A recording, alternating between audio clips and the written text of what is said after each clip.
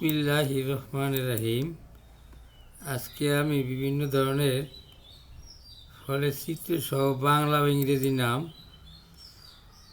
বলবো। যেমন আম, আম ইংরেজিতে বলে ম্যাঙ্গো, আর ম্যাঙ্গোর বাংলা অর্থ হলো আম।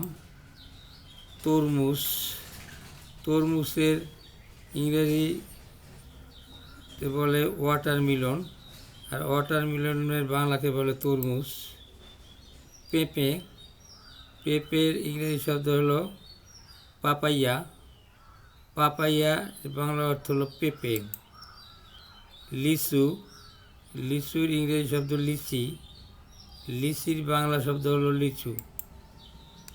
জাম, জাম ইংরেজিতে বলে ব্ল্যাকবেরি, আর ব্ল্যাকবেরির অর্থ বাংলায় জাম।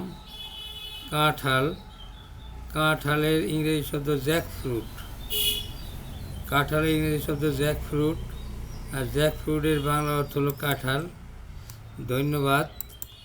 যে যেখানে থাকো ভালো থেকো, সুস্থ থেকো, এই কামনায় শেষ করব। আল্লাহ হাফেজ।